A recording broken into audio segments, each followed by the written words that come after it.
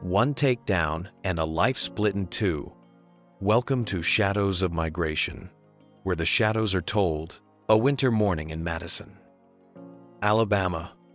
Lawns the color of straw. A thin frost clinging to the curb. A man in a light jacket walks slowly, palm pressed to his chest against the chill.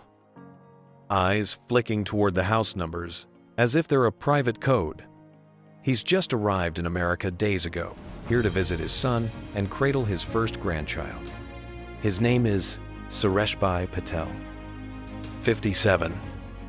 From India, he turns left at a mailbox he hopes he'll remember, passes a bare oak, and breathes out a thin ribbon of fog. He does not know the sky is about to fall. Have you ever watched a disaster begin with a phone call? Somewhere, a neighbor dials Nagin Hunderdelf. Suspicious. One word, heavy as a brick. Light as a rumor. A cruiser rolls in. Lights scattering red and blue across quiet. Brick front homes. Officers step out. Questions pile up fast. Clipped. Unfamiliar. Mr. Patel tries to answer in broken English, then slides into his mother tongue a few syllables. Soft. Apologetic. Blown thin by the winter wind. The words don't land. Nerves tighten. Space shrinks. A body camera blinks. Hands touch. A wrist is seized.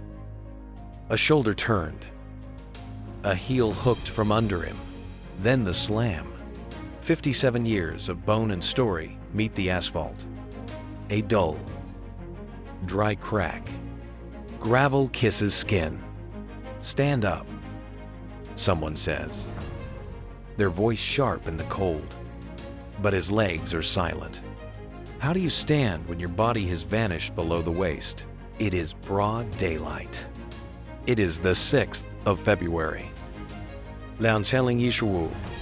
It is a clean suburban sidewalk. And the name that will echo with this takedown is Officer Eric Parker.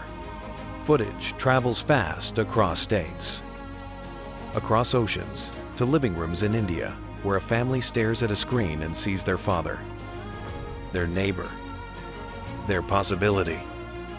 Lying stiff as winter on an American street, cut to a hospital lit too brightly. The beeps measure a life now divided by a single movement. Doctors say spinal surgery, edema, rehabilitation.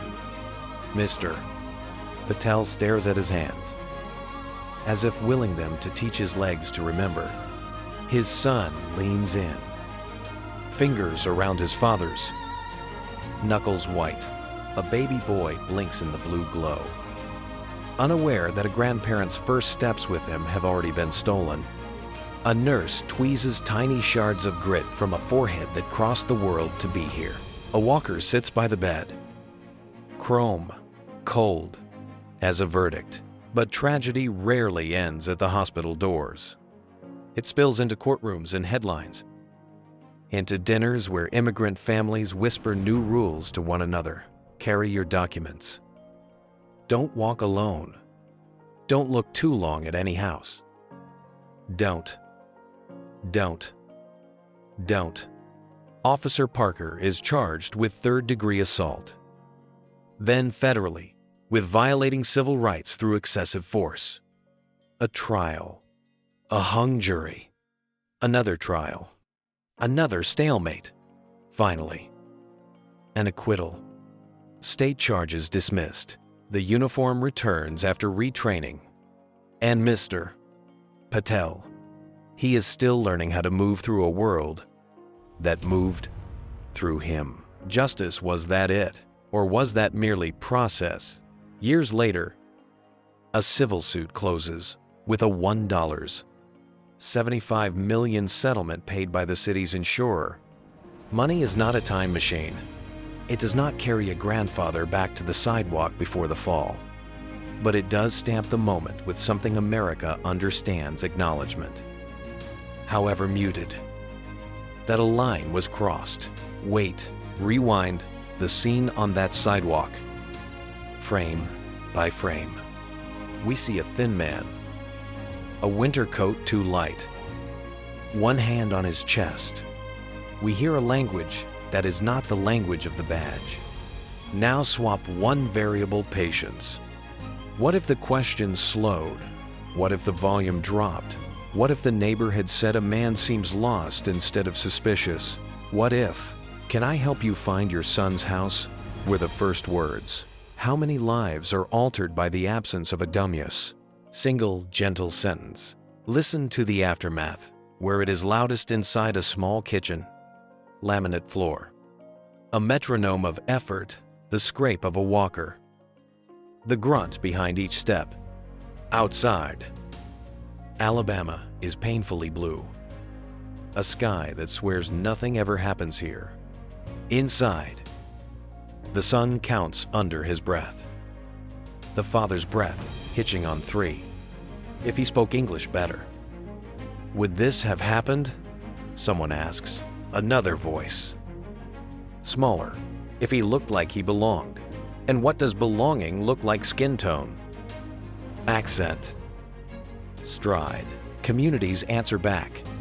Prayer vigils. Hand-painted cardboard walking is not a crime. Letters from officials to foreign ministries. TV debates. Put yourself in the officer's shoes. Some say, and yes, policing risks are real, but risk is not a blank check. Force is not a mother tongue. Should every uncertainty be tested against the vertebrae of an old man? Here comes the turn. No one wants the mathematics of being an outsider. Immigration asks people to master paperwork and time zones and loneliness. It should not ask them to memorize how to survive a misunderstanding with a gun. But too often, it does. The rules creep into families like drafts under a door. Don't call attention. Don't ask for help. Shrink your life to the size of safety. Another hook, because we cannot look away. If a morning walk can become a felony of existence, who is safe? If accent can be mistaken for defiance and confusion for threat? What happens to the promise of a quiet street under an uncomplicated sun? Return to that sidewalk once more. But this time, in a softer universe. A patrol car idles. An officer approaches with an open palm. Good morning. There. Do you need help? A neighbor steps out with a smile instead of a warning. The scene resolves itself into what it always should have been, an address rediscovered. A family reunited by lunchtime. A grandfather laughing with a baby on his knee. That timeline is real somewhere. Just not here. So what now? We name what is required. Out loud. Patience that saves lives.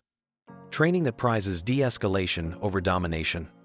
Cultural competency that treats language not as a barrier to be punished, but as a bridge to be built.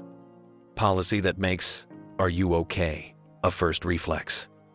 Accountability that doesn't end where paperwork begins. And the hardest work of all, excavating the reflexes inside us, the ones that turn different into danger before they erupt into harm. This isn't only the story of one Indian grandfather on an American curb. It's a mirror held up to the fine cracks in a nation's promise when unfamiliar gets read as threat. When I don't understand you becomes I don't have to listen to you. If you've ever been new anywhere, a classroom, a job, a city, you know the feeling of standing at a door. Words slipping through your fingers. Now imagine the door slamming shut with the weight of a uniform behind it. Listen. In the hush, after the headlines, there's a quieter chorus. People learning how to speak again to a country that spoke over them.